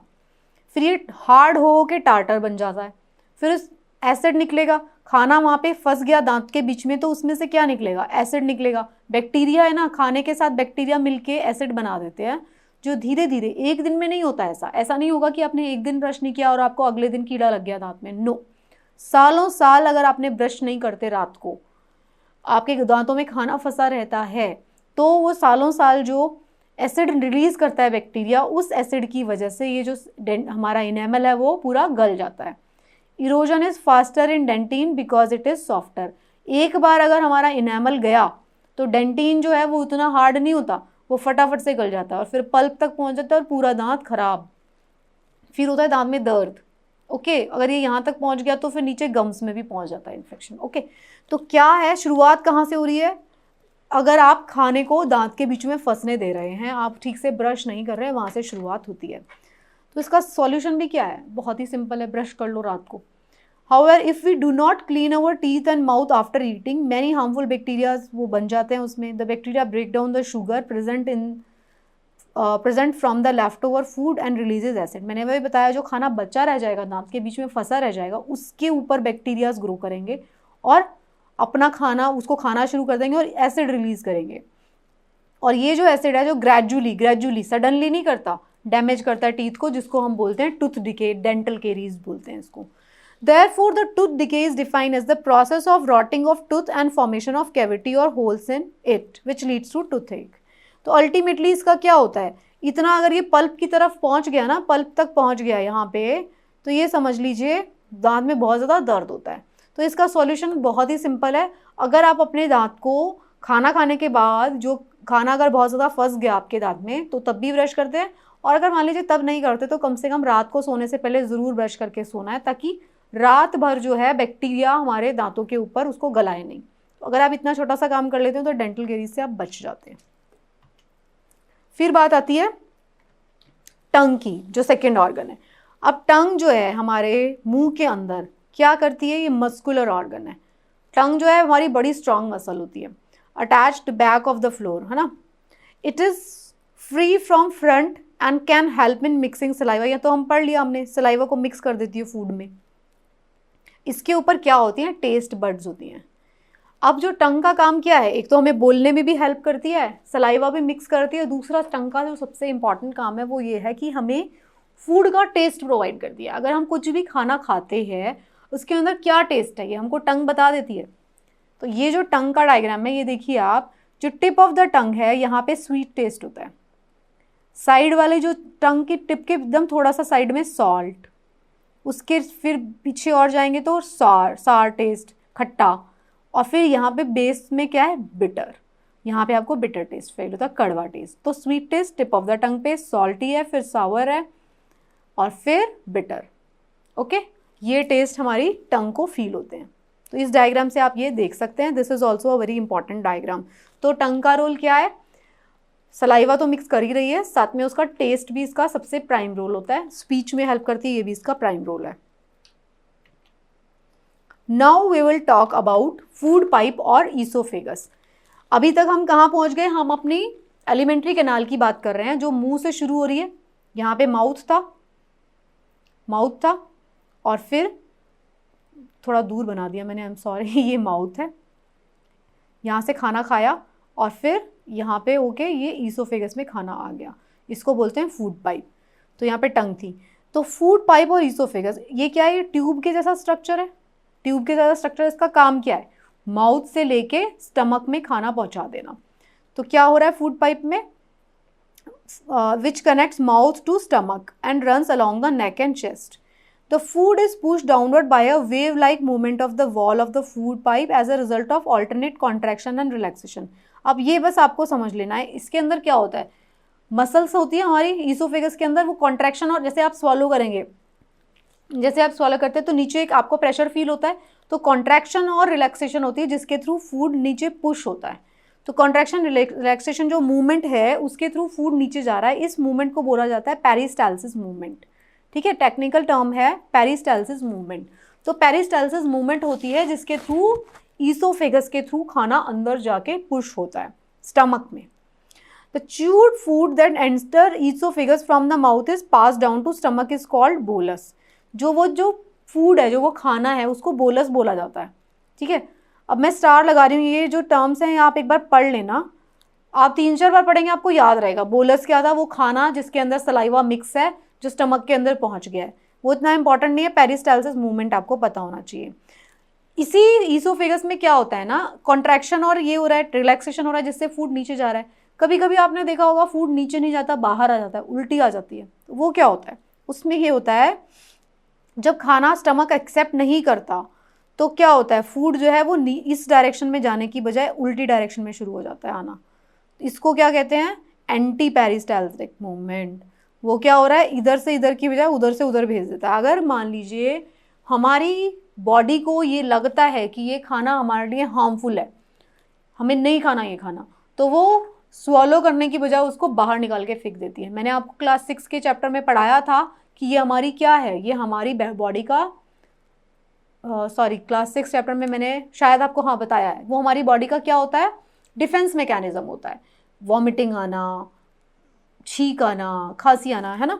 तो ये क्या है, हमारी बॉडी का डिफेंसिव मैकेनिज्म है. बॉडी को अगर लगता है कि ये जो फूड है ये पॉइजनस है, ये ठीक नहीं है हमारी बॉडी के लिए, तो उसको बाहर निकाल के फेंक देती है. ओके, तो अब हम स्टमक के बारे में पढ़ेंगे. तो स्टमक क्या होता है, स्टमक जो होता है it is a thick walled, इसकी जो स्टमक की वॉल जो होती है बहुत थिक होती है. थिक वॉल्ड बैग लाइक, हमारे बॉडी के अंदर एक बैग की तरह, थैले की तरह खाना उसके अंदर जा रहा है. बैग लाइक स्ट्रक्चर है which is present in the left side of abdomen. Abdomen बोला जाता है, एब्डोमेन मेडिकल टर्म है हमारे पेट को, मतलब हमारे जो बॉडी का ये वाला पोर्शन है, जो ये वाला पोर्शन है बॉडी का, इसको बोला जाता है एब्डोमेन, है ना. ये ऊपर वाला जो पोर्शन है इसको चेस्ट बोला जाता है, इसको एब्डोमेन बोला जाता है. फाइन, तो एब्डोमेन की बात हो रही है, तो ये हमारे एब्डोमेन के अंदर एक बैग लाइक स्ट्रक्चर है. स्टमक क्या होता है, हमारे एब्डोमेन के अंदर एक बैग लाइक स्ट्रक्चर है. ये क्या होता है, फ्लैट होता है, यू शेप है, and widest part of the alimentary canal है. अगर एलिमेंट्री कैनाल की हम बात करें, जो मुंह से शुरू होती है लास्ट में ख़त्म होती है, ये तो वाइडेस्ट पार्ट है, ये सबसे चौड़ा पार्ट है उसका. तो क्या हो रहा है, एलिमेंट्री कैनाल स्टमक के अंदर क्या हो रहा है, सेमी डाइजेस्टेड फूड आ रहा है. सेमी डाइजेस्टेड क्यों, क्योंकि थोड़ा सा डाइजेशन शुरू हो चुका है मुंह में ही. ईसोफेगस के थ्रू स्टमक के अंदर आ गया. खाना कब तक रहता है, 3 से 4 आवर्स के बीच में खाना यहाँ पे रहता है, मैंने बताया था. तो फूड जो है इसको broken down into semi solid paste. खाना अंदर क्या हो रहा है, churning of food into stomach takes place for 3-4 hours. अंदर जो होता है ना, खाने का चर्निंग होती रहती है. हमारा जो स्टमक होता है उसके अंदर एसिड होते हैं, हमारे स्टमक के अंदर मसल्स होती हैं, वो काम करती रहती हैं, ऐसे ऐसे ऐसे ऐसे घुमा देती हैं खाने को, और टूटता रहता है खाना और डाइजेस्ट होता रहता है. 3-4 आवर्स के लिए खाना डाइजेस्ट होता है. तो inner lining of stomach secrete mucus, hydrochloric acid. हमारी जो स्टमक की जो अंदर वाली लाइनिंग होती है वो म्यूकस सिक्रीट करती है, हाइड्रोक्लोरिक एसिड सिक्रीट करती है, और डाइजेस्टिव एंजाइम सिक्रीट करती है, और जूसेस सिक्रीट करती है. ओके, वो सब खाने को डाइजेशन में हेल्प करता है. तो अगर आप इधर देखेंगे तो फंक्शन क्या होता है, म्यूकस का फंक्शन क्या होता है, वो क्या करती है, प्रोटेक्ट करती है. म्यूकस जो सिक्रीट हुआ, हमारी बॉडी, स्टमक के अंदर बहुत सारा एसिड है ना, एसिड है स्टमक के अंदर, तो वो एसिड खाने को ख़राब कर सकता है. तो म्यूकस एसिड जो है अंदर से लाइनिंग को ख़राब कर सकता है, तो म्यूकस सिक्रीट होता है ताकि वो अंदर से स्टमक को बचाए. आपने देखा होगा जब आपको एसिडिटी होती है या कोई आप ऐसा खाना खाते हैं तेज़ मसालेदार, तो बहुत ज़्यादा एसिड सिक्रीट हो जाता है, तो आपको जलन होती है अपने पेट में. वो जलन क्या है, आप मतलब म्यूकस कम सिक्रीट हुआ है, म्यूकस बचा रहा था आपके पेट को जलने से, तो बहुत ज़्यादा एसिड आ गया, आपका पेट जलने लग गया. एक्चुअल में जलता है पेट, क्योंकि इतना सारा एसिड प्रोड्यूस हो जाता है. किससे बचा रहा है? हाइड्रोक्लोरिक एसिड से। यही मैं आपको बता रही हूँ, बहुत ज़्यादा हाइड्रोक्लोरिक एसिड अगर सिक्रीट हो जाए पेट के अंदर तो वो जलना शुरू हो जाता है। म्यूकस इसको प्रोटेक्ट करती है। The secretion of hydrochloric acids made the medium acidic. मैंने आपको बताया तो पीएच क्या होता है स्टमक का? बहुत लो होता है, 2 pH। तो जो हार्मफुल बैक्टीरिया अगर आपने खा लिए खाने में और वो आपके पेट में पहुंच गए तो pH 2 वाले इतना खतरनाक एसिड है पेट के अंदर, तो वो बैक्टीरिया को बहुत वहीं पे मार देता है। और ये डाइजेशन में भी हेल्प करता है, ऑफ प्रोटीन इन स्टमक, ये सब भी करता है। लेकिन बैक्टीरिया अगर कुछ आएंगे तो पहले ही वहीं मार देगा। मान लीजिए बैक्टीरिया बहुत खतरनाक है तो वो जाके इंटेस्टाइन में पास ऑन होता है, बट पहले तो स्टमक 90% काम तो स्टमक ही कर देता है अपने आप। तो जो पार्शली डाइजेस्टेड फूड जो होता है which moves from stomach to the intestine is called chyme, है ना। अभी हमने एक वो टर्म पढ़ी थी बोलस। बोलस क्या था? वो हमारे मुंह से आया था, माउथ से कहाँ पहुंचा था? स्टमक में। अब क्या हो रहा है? स्टमक से कहाँ जाना है उसको? स्टमक से कहाँ जाएगा? इंटेस्टाइन में। इंटेस्टाइन में कौन जाएगा? काइम। तो काइम कौन सा है? वो वाला फूड जो स्टमक से इंटेस्टाइन में जा रहा है। अभी भी डाइजेशन पूरा नहीं हुआ है, थोड़ा डाइजेशन स्मॉल इंटेस्टाइन में भी होता है। तो जो इंटेस्टाइन से वो स्टमक से इंटेस्टाइन में जाता है उसको काइम कहते हैं, जो मुंह से स्टमक में आ रहा है उसे बोलस कहते हैं। देखो ये सारे जो टर्म्स है ना, ये बहुत ज़्यादा मुश्किल नहीं है, 3-4 बार आप इनको पढ़ेंगे तो आपको याद रहेंगे। तो ये स्टमक का डायग्राम है, यहाँ से ईसोफेगस होता है, ये पार्ट ऑफ स्टमक है, बॉडी, फंडस, बॉडी, ये ज़्यादा इंपॉर्टेंट नहीं है, एक बार नाम पढ़ लो। लेकिन फिर ये ड्यूडेनम, ये इंटेस्टाइन का पार्ट है, स्मॉल इंटेस्टाइन का पार्ट है ये ड्यूडेनम। ओके, फिर आ जाती है स्मॉल इंटेस्टाइन। दिखा दिया मैंने आपको, स्टमक से कनेक्टेड है स्मॉल इंटेस्टाइन। ये क्या होती है? स्मॉल इंटेस्टाइन जो होती है ये 7.5 मीटर लॉन्ग है। एक तो ये बात आपको पता होनी चाहिए। ये नैरो ट्यूब है which receive secretion from liver and pancreas. मैंने आपको बताया था लिवर और पैंक्रियास भी ग्लैंड्स हैं, उसकी ओपनिंग कहाँ हो रही है? स्मॉल इंटेस्टाइन में हो रही है, लिवर और पैंक्रियास की। तो wall of the small intestine also secrete digestive juices. यहाँ पे भी डाइजेस्टिव जूसेस निकल रहे हैं। The complete digestion of food takes place in the small intestine. ये इंपॉर्टेंट बात है। देखिए डाइजेशन शुरू कहाँ पर हो रहा है? मुंह में शुरू हो रहा है। कहाँ, कौन शुरू कर रहा है? सलाइवरी ग्लैंड शुरू कर रही है। फिर वो आ जाता है स्टमक में। स्टमक के अंदर क्या है? डाइजेस्टिव जूसेस और सिक्रीट हो रहे हैं, एसिड है वहाँ पर। फिर वहाँ पे डाइजेशन हो रहा है, 3-4 आवर्स के लिए फूड का डाइजेशन वहाँ पे होता है। जो मुंह से खाना स्टमक में आ रहा है उसको कह रहे हैं बोलस, जो स्टमक से इंटेस्टाइन में खाना जा रहा है उसको क्या बोल रहे हैं? Crime, CHYME, crime. ओके, फिर क्या हो रहा है? डाइजेशन जो कंप्लीट हो रहा है वो स्मॉल इंटेस्टाइन में हो रहा है, क्योंकि थोड़ा डाइजेशन बचा हुआ था। कैसे कंप्लीट कर रहे हैं उसको? लिवर और पैंक्रियाज अपना डाइजेस्टिव जूसेस वहाँ पे सिक्रीट करते हैं। तो लिवर और पैंक्रियाज के जो जूसेस हैं वो स्मॉल इंटेस्टाइन में सिक्रीट होते हैं और वहीं पे ही पूरा का पूरा जो डाइजेशन का प्रोसेस है वो कंप्लीट किया जाता है। तो ये चीज़ आपको पता होनी चाहिए। This could B one of the statement in your exam. फिर क्या होता है? जो लार्जेस्ट ग्लैंड है बॉडी की, जो लिवर है, देखिए लिवर क्या है हमारी बॉडी के अंदर? लिवर हमारी बॉडी की लार्जेस्ट ग्लैंड है। वो क्योंकि क्या सिक्रीट करती है? डाइजेस्टिव जूसेस सिक्रीट करती है। तो जो लार्जेस्ट ग्लैंड है हमारे बॉडी की, लिवर, वो कैसे रंग का होता है? अगर आप कभी एनाटमी में देखेंगे तो वो रेडिश ब्राउन कलर का होता है। चलिए वो तो नहीं देखेंगे, तो जिसने देखा है तो उसको पता होगा, जो डॉक्टर्स हैं, बाकी सबके लिए रेडिश ब्राउन कलर का होता है। ये क्या सिक्रीट करता है? जो जूस लिवर सिक्रीट करता है उसको बोलते हैं बाइल जूस, जो किस में स्टोर होता है? गॉल ब्लैडर में। तो अब एक चीज़ आप समझ लीजिए, मैंने आपको ये दिखाया था डाइजेस्टिव सिस्टम का, मैंने आपको ये दिखाया था, फिर से मैं आपको दिखाती हूँ डायग्राम। तो आप इसमें देखिए, ये मैंने आपको दिखाया, ये लिवर है और लिवर के साथ ये ग्रीन कलर का कौन दिख रहा है? Gall bladder. तो लिवर के जितने भी जूस हैं, लिवर का जो डाइजेस्टिव जूस है उसको कहते थे हम बाइल, है ना। तो जो बाइल है ये लिवर बना देता है और स्टोर कहाँ होता है? गॉल ब्लैडर में। तो गॉल ब्लैडर क्या करता है? स्टोरेज का काम करता है। लिवर से जो जूसेस बने वो उसको स्टोर करके रख लेता है, जब ज़रूरत पड़ती है तो निकाल के दे देता है बॉडी को। ये मुझे आपको दिखाना था, यही हम पढ़ रहे थे अभी।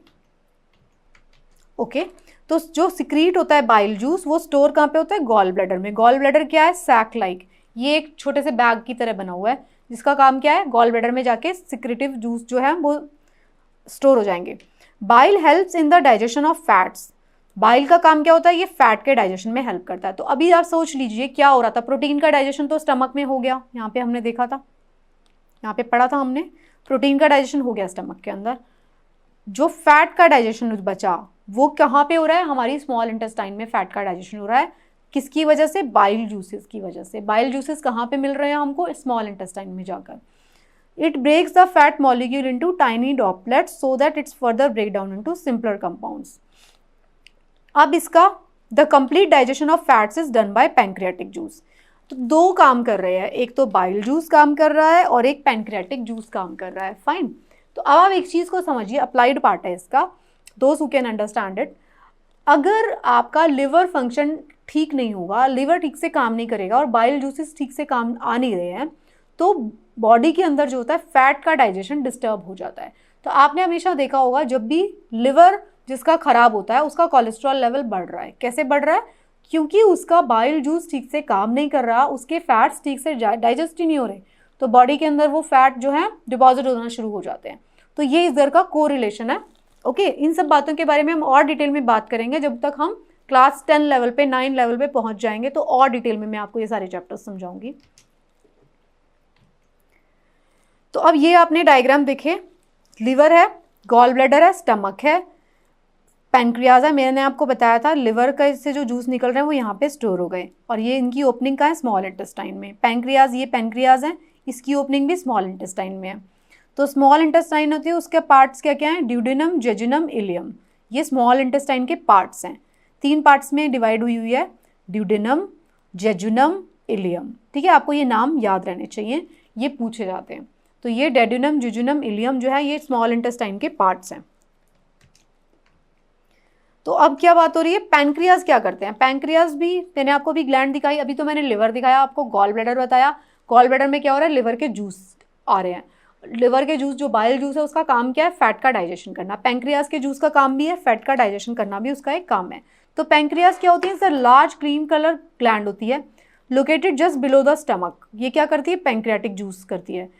वो क्या करते हैं, फैट को सिंपल कंपाउंड जिसको फैटी एसिड और ग्लिसरॉल बोलते हैं उसमें तोड़ देते हैं, and carbohydrate into simple sugar. Carbohydrate को करते हैं सिंपल शुगर में, protein into simple amino acids. Okay, the intestinal juices secrete by the wall of small intestine also help in digestion of carbohydrate, protein and simpler water soluble substance. तो आप ये देखिए, ये सारी चीज़ों का डाइजेशन अभी भी चल रहा है। एक तो स्टमक में हुआ सो हुआ डाइजेशन, अब क्या हो रहा है, इंटेस्टाइन के अंदर भी इन सारी चीज़ों का डाइजेशन चल रहा है। तो जो डाइजेस्टेड फूड है is now absorb by the walls of small intestine. ये मैंने आपको दिखाया, अभी आगे अब और देखेंगे। फिर क्या हो रहा है, जब ये सारा डाइजेस्ट हो गया first part of the intestine तक, तब इसका एब्जॉर्प्शन स्टार्ट हो जाएगा।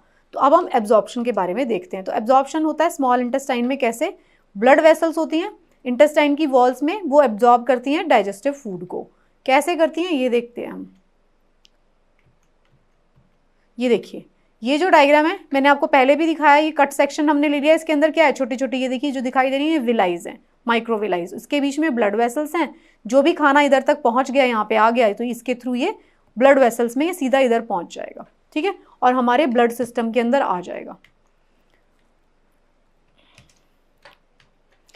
जो इनर लाइनिंग है, the inner wall of small intestine has finger like outgrowth, इसको हम बोलते हैं विलाई। ये मैं आपको बता चुकी हूँ। ये विलाई क्या करती हैं, इंक्रीज कर देती हैं सरफेस एरिया। विलाई का 2 काम होता है, सरफेस एरिया इंक्रीज कर देती हैं।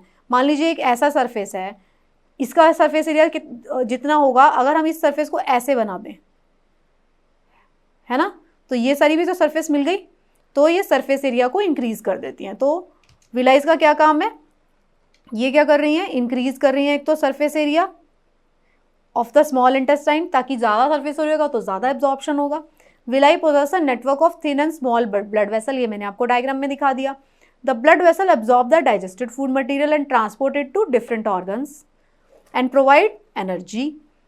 The glucose break down into carbon dioxide and water and releases huge amount of energy with the help of oxygen inside the cell. अब हम सांस ले रहे हैं, जब हम सांस लेते हैं तो हम ऑक्सीजन लेके जाते हैं, तो वो ऑक्सीजन क्या कर रही है, ऑक्सीजन जब हमारी बॉडी के अंदर जाती है तो वो ग्लूकोज का ब्रेक डाउन करती है जो हमारे खून के अंदर मिला हुआ है, और वो क्या करेगा, वो ब्रेक हो जाएगा कार्बन डाइऑक्साइड एंड वाटर पे, और हमें क्या मिल जाएगी, एनर्जी मिल जाएगी। Fatty acid and glycerol help in building the components of cell and forms fat which store in the body food reserves, while amino acid क्या करते हैं, ग्रोथ एंड रिपेयर का काम करते हैं। देखो ये तो हमें एनर्जी देने का काम करता है ग्लूकोज, फैटी एसिड और ग्लिसरॉल क्या करता है हमको, वो हमारी बॉडी के अंदर सेल्स की फॉर्मेशन में भी हेल्प करता है।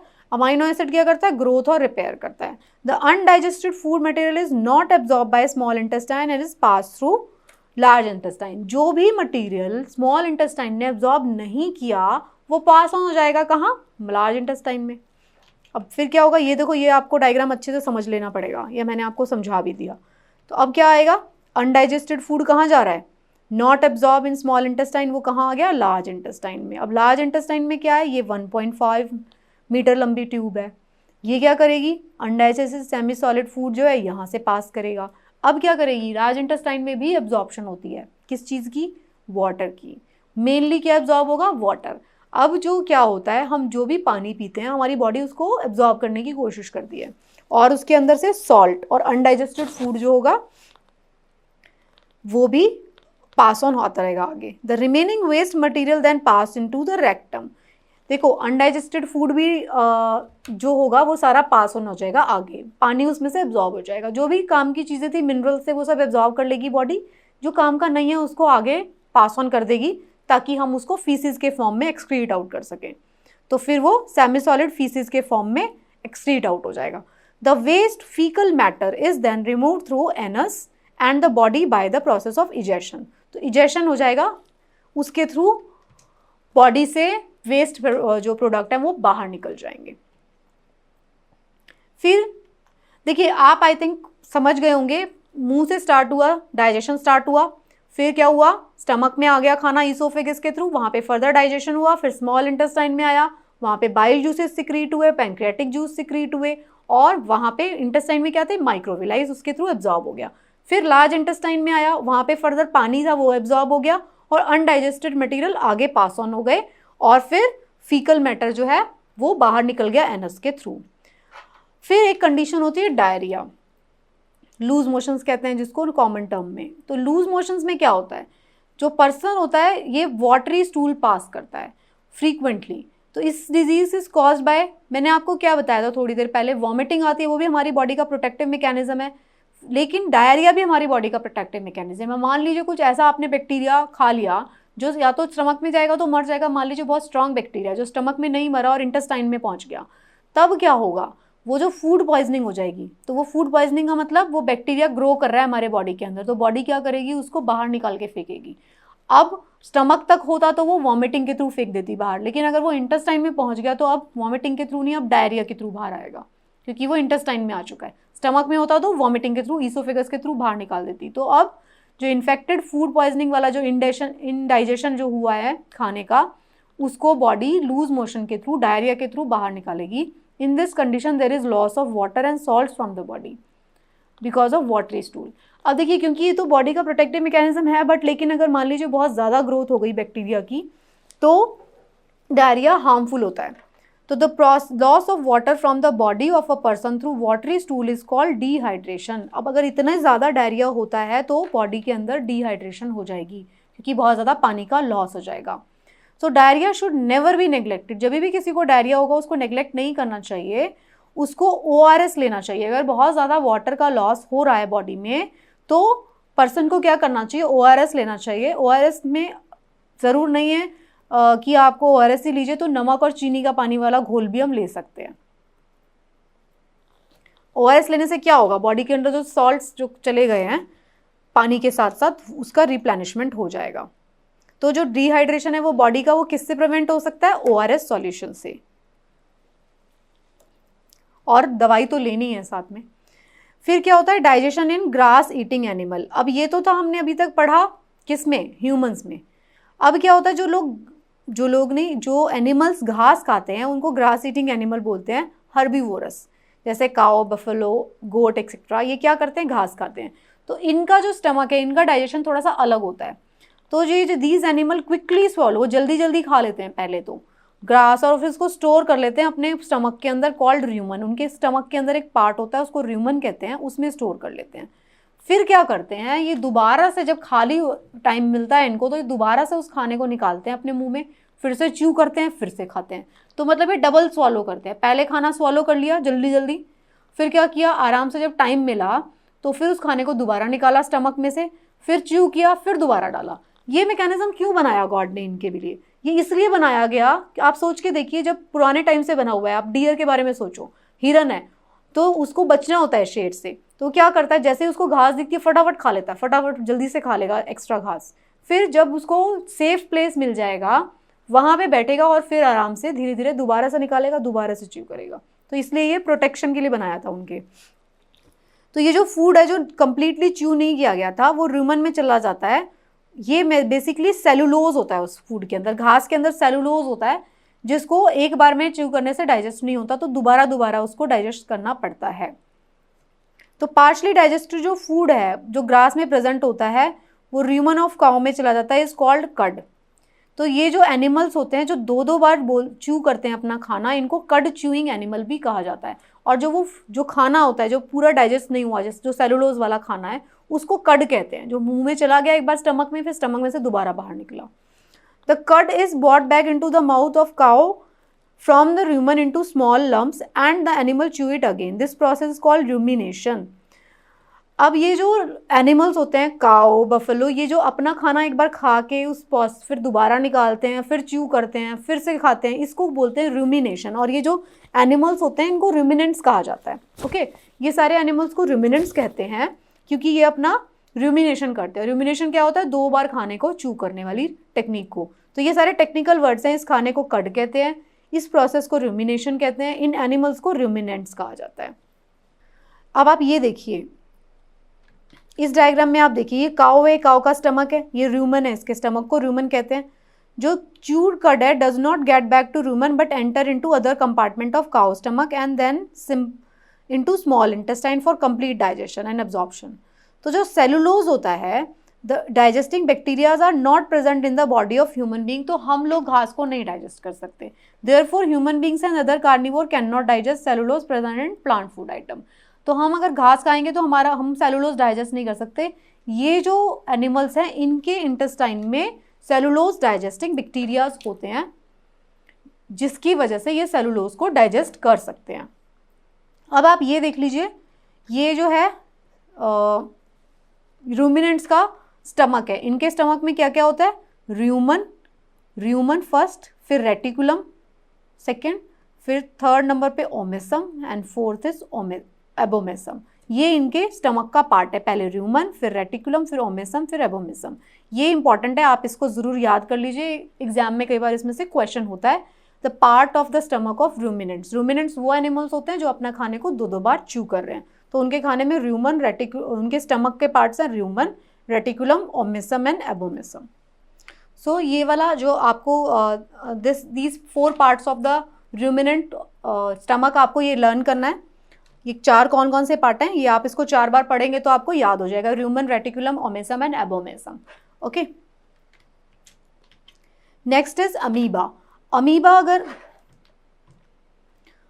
जो है ये एक तरीके का ऑर्गेनिज्म है जो कि पानी में मिलता है। ये क्या करता है? ये सिंगल सेल एनिमल है, ठीक है, सिंगल सेल। इसके अंदर एक ही सेल होती है, इसके अंदर ये न्यूक्लियस है, इसके अंदर वैक्यूल्स होते हैं। तो ये जो एनिमल है ये क्या करता है, इसके पास सूडोपोडियम होते हैं। सूडोपोडियम को बोलते हैं फॉल्स फुट। देखो, सूडो का मतलब होता है फॉल्स, पोडियम का मतलब होता है फुट, मतलब इसका एक फॉल्स फुट होता है। अमीबा का कोई शेप नहीं होता। अमीबा क्या करता है? किसी भी शेप में ले सकता है। ये क्या करेगा? आगे आगे बढ़ता जाता है और ये जो कोई भी उसको खाना मिलेगा उसको इंजेस्ट कर लेगा और ये फूड वैक्यूल्स बना लेगा। फिर जो ये खाना इसमें डाइजेस्ट हो जाएगा और इजेस्ट कर देता है उसको। तो अमीबा क्या करता है? माइक्रोस्कोपिक सिंगल सेल्ड ऑर्गेनिज्म है। ये हमें पॉन्ड्स में मिलता है, नेकेड आई से नहीं दिखेगा। अमीबा है सेल मेम्ब्रेन, इसके अंदर सेल मेम्ब्रेन होती है। और क्या होते हैं? बबल लाइक वैक्यूल्स होते हैं, मतलब बबल्स की तरह वैक्यूल्स होते हैं इसके साइटोप्लाज्म में। साइटोप्लाज्म क्या होता है ये आप जानते हैं। साइटोप्लाज्म ये सेल है, ये न्यूक्लियस है, और ये वाला जो है ये साइटोप्लाज्म है, ये सेल मेम्ब्रेन है। तो इसकी सेल मेम्ब्रेन होती है, इसके साइटोप्लाज्म में क्या आएंगे? Vacuoles. These vacuoles are of 2 types, contractile vacuole and food vacuole. Food vacuole में क्या करता है? ये खाने को इंजेस्ट कर लेता है, खाना अपने मुंह के अंदर डाल लेता है। और फिर क्या करता है? फूड वैक्यूल के अंदर क्या होता है? Surrounded by water while contractive vacuole contains liquid और water and control water regulation activity in amoeba. तो जो फूड वैक्यूल होगी उसके अंदर फूड होगा और उसके अंदर पानी होगा।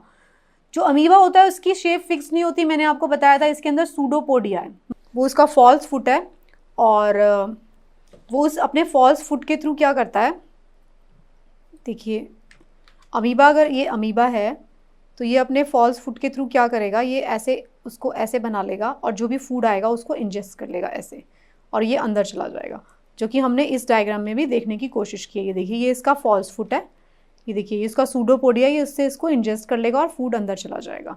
तो ये इसका मैकेनिज्म होता है, सूडोपोडिया के थ्रू ही ये क्या करेगा, कैप्चर फूड एंड दोनों काम करता है। इसका जो सूडोपोडिया होता है ये इसके दोनों काम करता है, इसका फूड भी खाने में हेल्प करता है, साथ में इसके चलने में भी, लोकोमोशन में भी मदद करता है। तो जो फूड होता है अमीबा का वो माइक्रोस्कोपिक ऑर्गेनिज्म ही होते हैं, जो पॉन्ड के अंदर होते हैं उन्हीं को खाता है ये। तो जब अमीबा को फूड अपना दिखाई देता है तो ये उसके पास अपना सूडोपोडिया लेके पहुंच जाता है और उसको इंगल्फ कर लेता है। जो 2 सूडोपोडिया वो आपस में ज्वाइन करके वो उसको स्वॉलो कर लेता है। तो ये सब आप रीड कर लीजिए। तो जो डाइजेस्टिव जूसेस जो होते हैं इसके अंदर प्रेजेंट, वो वैक्यूल के अंदर वो उसके खाने को ब्रेक डाउन कर देते हैं और फिर वो उस डाइजेस्टिव फूड को एब्जॉर्ब कर लेता है और अनडाइजेस्टिव जो फूड है उसको एक्सपेल कर देता है दूसरी वैक्यूल के थ्रू। तो ये अमीबा का मैकेनिज्म होता है। तो दिस वाज दिस चैप्टर। तो ये जो चैप्टर था काफ़ी बड़ा चैप्टर था और काफ़ी इंपॉर्टेंट चैप्टर था, जिसमें कि हमने जानने की कोशिश किया डाइजेशन, पूरे डाइजेस्टिव सिस्टम के बारे में हमने जानने की कोशिश किया, जिसमें हमने देखा कि हमारा जो डाइजेस्टिव सिस्टम है वो कहाँ से स्टार्ट होता है। वो स्टार्ट होता है हमारे माउथ से स्टार्ट होता है, फिर इसमें ईसोफेगस होती है, स्टमक होता है, स्मॉल इंटेस्टाइन होती है, लार्ज इंटेस्टाइन होती है और फिर एक्सपेल हो जाता है एनस के थ्रू अनडाइजेस्टेड फूड। हमारे इस डाइजेस्टिव सिस्टम के अंदर ग्लैंड्स होती हैं जो कि सलाइवरी ग्लैंड्स होती हैं सबसे पहले, फिर लिवर होता है, फिर पैनक्रियाज होते हैं। गॉल ब्लैडर वो ऑर्गन है जिसके अंदर बाइल जूस, जो लिवर के जूसेस है जिसको बाइल जूस कहा जाता है, वो इसके अंदर स्टोर हो जाते हैं और जब जब ज़रूरत पड़ती है स्मॉल इंटेस्टाइन में रिलीज हो जाते हैं। ये सारी चीज़ें पढ़ी थी हमने। ये पढ़ा था कि हमारा स्टमक जो है वो दूसरे जो रूमिनेंट्स हैं, रूमिनेंट्स वो एनिमल्स होते हैं जो कि घास खाते हैं। रूमिनेंट्स क्या करते हैं, कड च्यूइंग करते हैं। वो क्या करते हैं, अपने खाने को 2-2 बार च्यू करते हैं। किस लिए, ताकि वो उसको, सेलुलोज होता है उनके खाने के अंदर, सेलुलोज इजी टू डाइजेस्ट नहीं है, 2 बार उसको च्यू करने की ज़रूरत पड़ती है। तो हमने रूमिनेंट्स के बारे में पढ़ा। हमने देखा माइक्रोविलाइज कैसे काम करती हैं, फूड जो होता है किस तरीके से डाइजेस्ट होता है, दांतों के स्ट्रक्चर के बारे में पढ़ा, टंग के बारे में पढ़ा, ईसोफेगस, स्टमक, सारे ऑर्गन्स के बारे में पढ़ा। तो this chapter was a very important chapter. Diarrhoea क्या होता है, रूमिनेंट्स के स्टमक के कौन कौन से पार्ट्स होते हैं, अमीबा कैसे काम करता है। तो हमने ये सारी चीज़ों के बारे में जानने की कोशिश किया। I hope you enjoyed this chapter. This is a important chapter, मुश्किल बिल्कुल नहीं है। आई विल आस्क, अगर आपको याद नहीं हुआ तो आई विल इंसिस्ट दैट आप इस चैप्टर को 2-3 बार देखेंगे तो you will remember it completely. Thank you so much and best of luck for your preparation. Bye bye.